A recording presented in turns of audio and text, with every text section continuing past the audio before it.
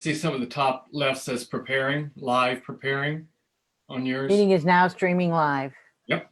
Okay, let me share the little sign. And then we can get started in just a moment once yours gets shared over. I'm gonna start a watch party too.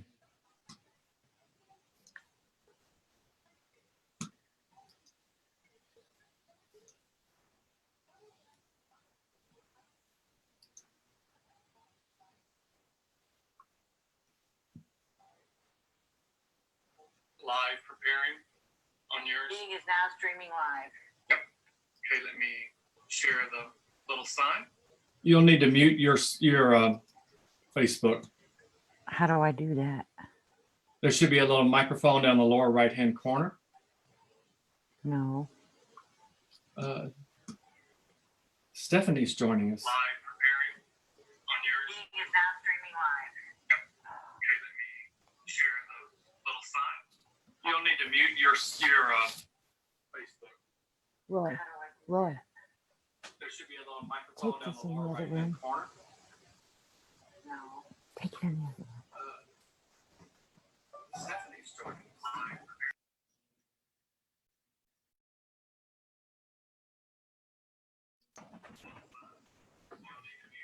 Okay. Shall we get this party started? We shall. All right. And welcome to Stephanie, who's joined us. Welcome. Yeah. She is muted. Everyone's muted except for you and me, Peggy. So if you would All like. right. take Well, it- it's good to talk with you this afternoon, and welcome to anyone who's watching on Facebook. Bart and I have been talking these past few days, and we just decided that this was probably a good time, given the situation that we're all in, to just kind of come out and talk about this pandemic and how it impacts entrepreneurs and some options we might have of how to cope with it. So in case you don't know me, I'll introduce myself, and then Bart, you can say a little bit about yourself so the folks who are watching us know who we are. I'm Peggy Simpson, and I am a wife and a mother and a grandmother. As you can see, my grandson's artwork behind me. It is not my handiwork, it's his. He's 7. He's my honeybee, that's what I call him. I have a professional career as a director for an international publishing company. We provide online products for healthcare. And I also am an entrepreneur, and if all goes well, soon to be author. I've been a personal development student most of my adult life. And it's really been my passion to help people. And I've been a teacher. I've had lots of blessings and lots of jobs in the past, but I'm here now and feeling very blessed actually during this pandemic. And with that, I'm going to turn it over to you, Bart, and then we'll talk a little bit more in a minute. Well, thank you so much, Peggy. My name is Bart Bartlett, and Peggy and I have known each other for, I'm going to guess, what, 24, 25 years. We like to say that we met in 2nd grade. So if you want to buy that, we'll sell it to you. Welcome to Melanie that joined us, and folks who are joining us both on Facebook as well as here on Zoom. If you have some comments or questions, by all means, please use the chat. We're monitoring that as well. My background is that I too consider myself an entrepreneur. I've been an independent consultant. I'm an author, a speaker, a trainer. Personal development has been something that's been paramount in my life for quite some time, and have even had a few unexpected moments, shall we say, last few years that caused me to even dig deeper. And one of the things that Peggy and I talk about, and we've worked with each other, worked for each other for years and years, and we got to talking, and this is how this whole conversation came about, is that right before 9/11, for several years before 9/11, Peggy and I worked for a very large consulting company here in St. Louis. Peggy was director of operations. I was one of her operations manager, having the real fun side with all the web development and trainers and writers and those things. And we were doing quite well. And then both of us had an opportunity to do something different. So we went and did something different, more independent, that gave us some more freedom. And then 9/11 happened. And what was so profound about that is that, at least in our area, consulting companies began closing overnight because corporations shut the doors to anyone who were not employees. And so if you remember back to 9/11, days turned to weeks, turned to months, and you weren't sure when we'd ever get back to normal. And so that's where you started hearing a great deal about the new normal. And we saw how that developed from it. We don't know what tomorrow is going to bring with this pandemic that we're going through. One thing we do know is, where 9/11 pretty much affected us here in the United States, the pandemic is a global issue, a global challenge, I should say, with it. But within each one of those challenges, there is an opportunity. And I think Peggy and I both can say that when we look back to 9/11, we were fortunate in that we chose a different path ahead of time that provided us somewhat of a paradigm. Had we stayed just with that, then that would have been our only option. So the paradigm that she and I have been looking at and talking about is, let's give the analogy of a table, and a table has 4 legs. If one leg gets wobbly, that's okay. The other 3 legs still support that table. Well, we're finding that's the same thing true in life. And that's where millennials, I think, sometimes have an advantage over us, because they see that quicker. I think so many times we buy a table that's a pedestal, and when that pedestal starts to waver, look at the table. I remember those, I bought those and chunked them. But that's just an analogy. Peggy, add to that, please. That's a fabulous analogy. It's absolutely a fabulous analogy, because I too bought a pedestal table years ago. And, with kids and people running around, they get up, they push down on the table, right? And pretty soon that table starts to wobble. And I only purchased one, and I never purchased another one again. And it's the same with chairs, right? I've had pedestal swivel chairs for my dining room tables at the dining room table. But again, those chairs tip easy, right? So I pick chairs that have 4 legs. I pick tables that have 4 legs. And during this pandemic right now, the number of people that have been impacted, people who are entrepreneurs who's had to close their doors, people who have full-time jobs but are not able to go to work, don't know if their job is going to be there. My heart goes out to them. And as we've been talking, this is a perfect time we may not be able to solve their problems, their immediate problems, but it's a perfect time to take this opportunity and reflect on where we are, where you want your life to be, and start to think strategically about what you can do to perhaps prepare yourself, because it seems, as you mentioned, 9/11, it seems every several years, some type of calamity of some sort comes around. And it's important to have multiple options to support yourself financially. It's important to have, and that's not to say, there are many options. Each person has to look at that and assess. But let's talk first about to the entrepreneurs who may be, or even people who had a job, who aren't working. And if you're on the Zoom and you've been hit by the pandemic, put in the chat, what have you thought of creatively to help during this pandemic? Or put it in the Facebook comment. If you have a thought that you'd like to share of what you may have thought of. So if you're an entrepreneur, brick and mortar, what can you do, right? Maybe you're a personal trainer. You can't have people come into your shop. Maybe you can go online, as we're doing now. Do a Zoom. We have the opportunity to attend a fitness program every morning at 7 a.m. It's pretty early, but it's a good one. So maybe if you're a personal trainer business, you can, put it online and get your clients to come online and still continue business. Hairdressers, hair salons are closed, right? This is something that I actually spoke to a hairdresser about.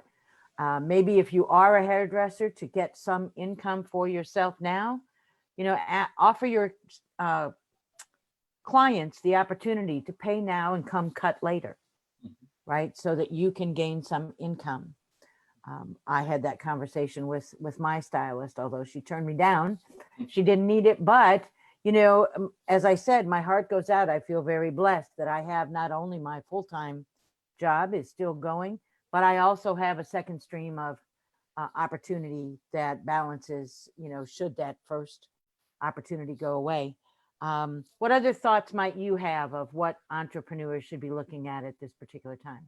Well, I love the fact that at the beginning we talked about personal development, personal empowerment, and a number of people. One of the people that is an influencer to you and me, a guy named Holton Buggs. He says you need to read daily. One of my mentors, Les Brown, which I know is one of yours as well. Les says 30 minutes a day or 30 pages a day. And you and I both, what got us to thinking about this was we read the book, The Parable of the Pipeline. And talked about a pipeline and what a pipeline does. And you need to have more than one pipeline to bring things in. Well, the other night I was flipping through YouTube because one of my daily rituals now before I go to sleep is I watch something motivational on YouTube. And I saw this millennial talking about the Jeff Bezos's day and how he paralleled his life after Jeff Bezos's days for 30 days and the results he got. So I started listening to him. This young man was in New Zealand or Europe. He had a great accent wherever he was from. And he started talking about Jeff Bezos. And here's what came out for me that was just a real paradigm shift. Jeff Bezos goes to bed early, which a number of people do, and he gets up early. But he doesn't do anything related to work first thing in the morning. He gets up, he spends time for himself, he reads the paper, he spends time in meditation, he cooks pancakes for his kids. He doesn't do anything until 10 o'clock in the morning. And that's when his day starts. And whatever meeting he has at 10 o'clock in the morning, that's the one that requires the most brain power because he's allowed himself to rest and to get focused for the day and 10 o'clock hits. By the time 5 o'clock comes around, if he has a meeting, it's not going to be a brain power meeting. And I started thinking about my day and being an entrepreneur for years. I've always told myself you have to get up early, hit the floor running, doing things, and I'd be exhausted by 1 o'clock in the afternoon, and there I would be. So just listening to a millennial say that about Jeff Bezos gave me an indicator that look at your day and restructure it. Because I think one of the opportunities we have right now, and especially those of you who are listening in who are parents, because kids are at home and not at school, the days are changing and how you change your day. So how do you make your day work better for you? That's one challenge that I put out there. How's a day? And if you got some suggestions, folks, put it in the chat. How do you structure your day to make your day work better for you? Yeah. A lot of people we're all at home, right? Right. And those of us who have a home-based business are used to being at home and working. And I work from home on my full-time job. But I was talking with someone the other day and they said, wow, this is so challenging to be at home.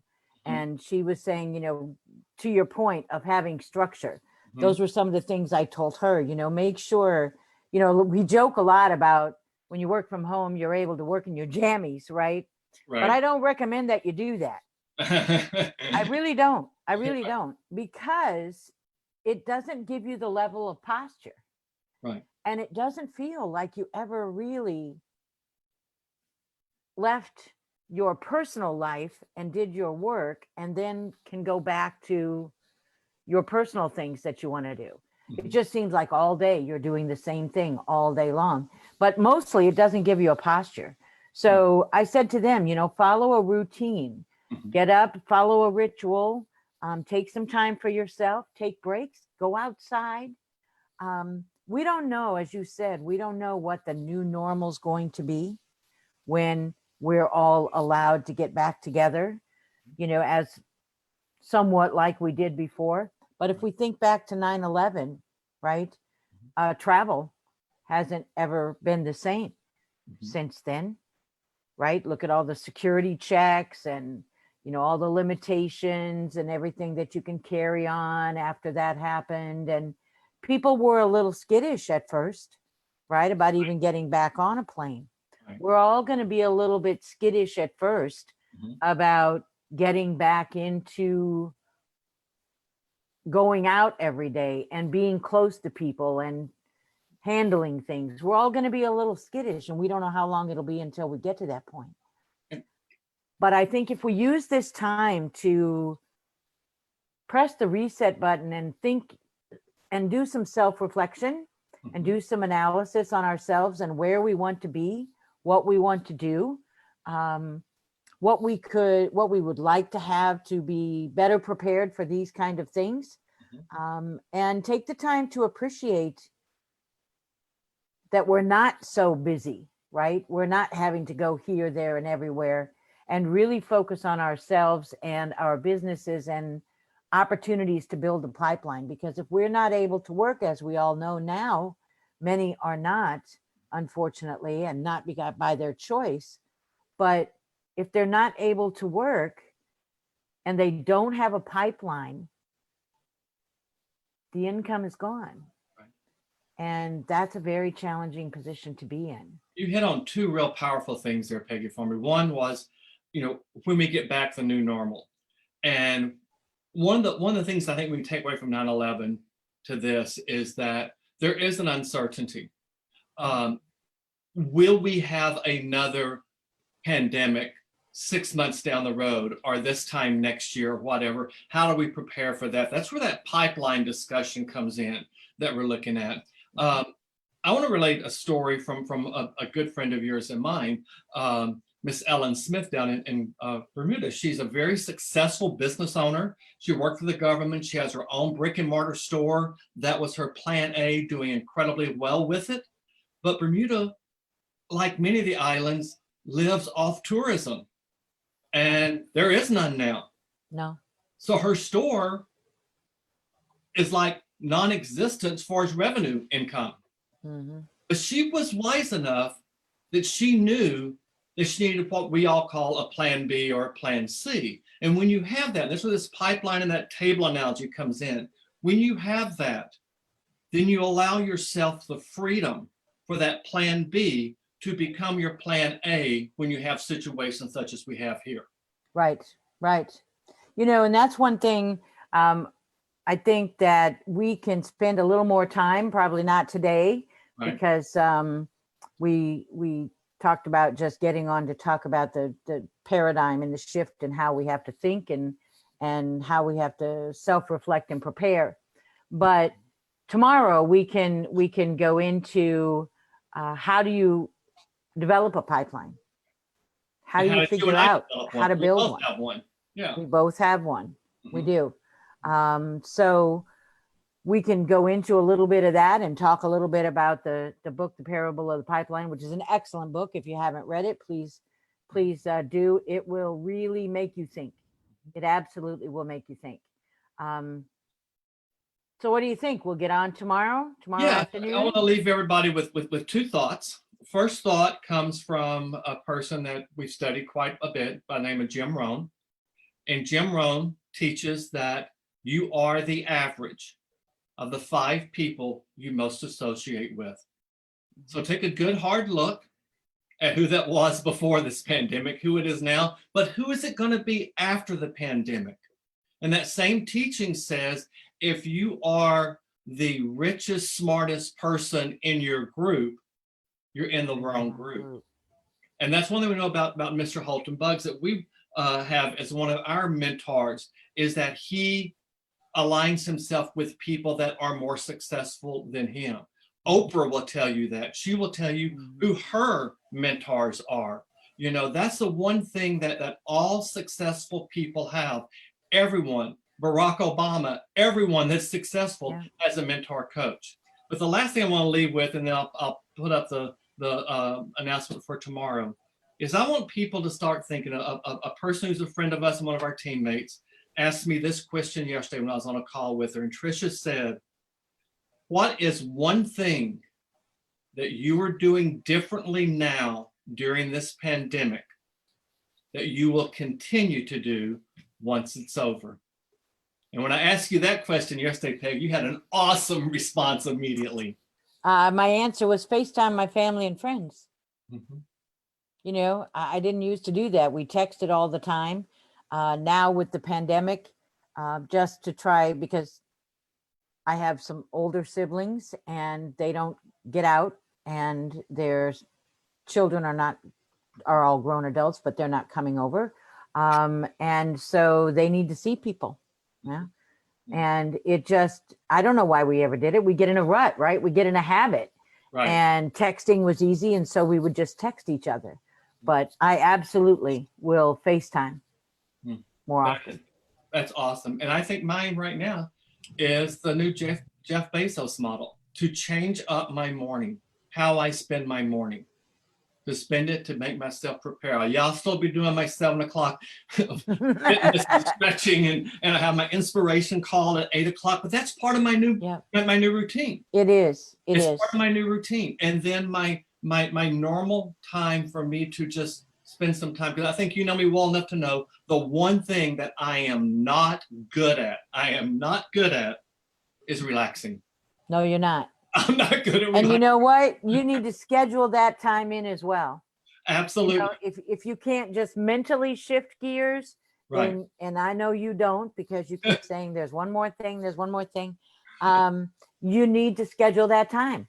Right. You know, use your calendar, schedule that time, spiritual time, self-reflection time, meditation time, but you've got to take that time. Everyone does. Absolutely. Well, folks, here's what we're going to do tomorrow. We want to invite you back for a real quick follow-up to this. It's going to be at 4 o'clock Eastern time, 3 o'clock tomorrow. Peg and I will be back with you for this.